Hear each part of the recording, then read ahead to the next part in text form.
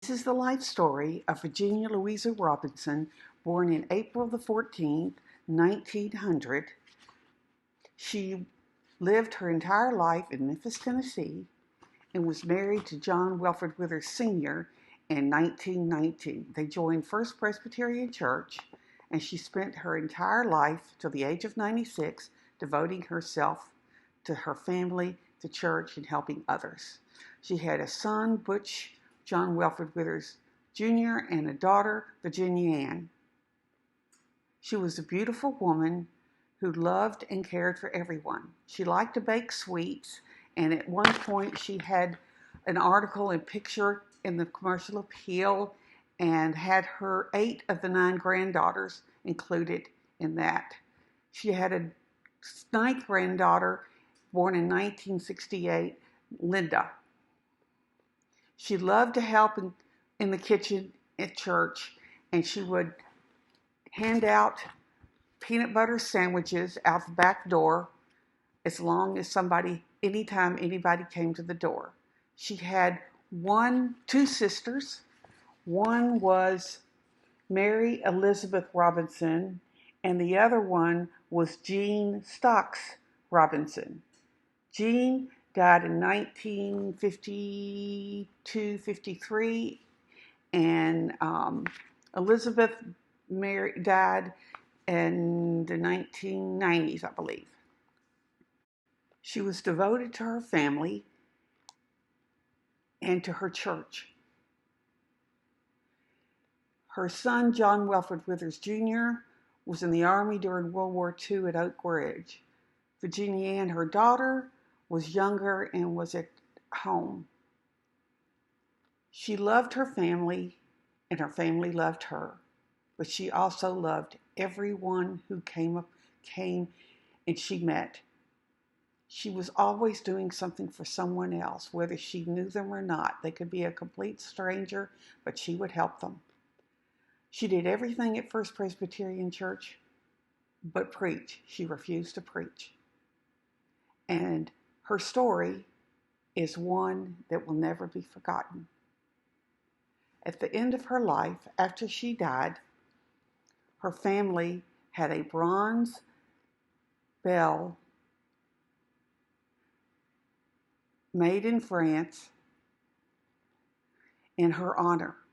So at First Presbyterian Church on Poplar, downtown, if you hear a bell ring at First Presbyterian Church, that is Mamaw's bell. She was devoted to her family.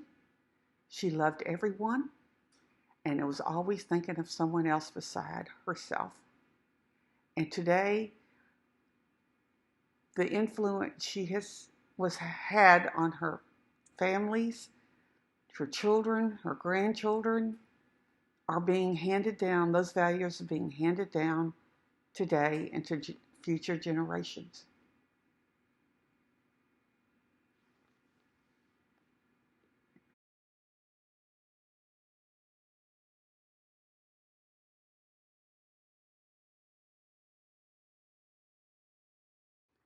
What you are seeing now are ancestry documents or information talking about John Welford Withers Jr. and John Welford Withers Sr.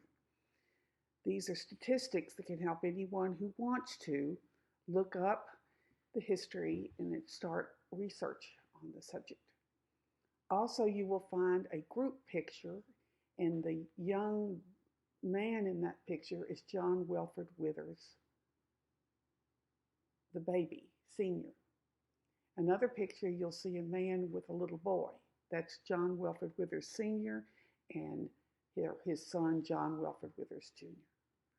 I hope that this slideshow/movie can give everyone an idea of what a part of their family history and bring it into their heart and realize that faith and love came from Mamaw and has been handed down. Enjoy this, share this. Anything anyone would like to add, please do so or contact me. I hope you can enjoy it as much as I did putting it together.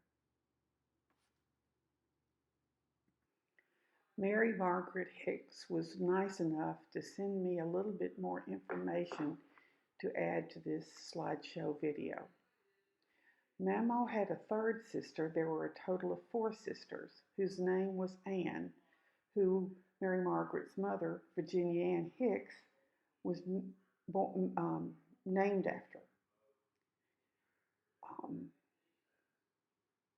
The, the the baby child Anne would have been older than Aunt Jean. She died as a toddler about 2. I forgot what year. Hoppy was 5 years younger than Mamaw, I think, and Anne was born after that and before Aunt Jean. She died before Aunt Jean was born. Our grandfather, she's referring to John Welford Withers Sr., was already a Presbyterian at the time they were married, which would have been in 1919.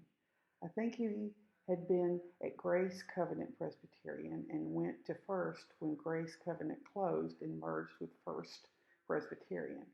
That would have been about 1935, and that is why they had the special trolley car to take church members downtown.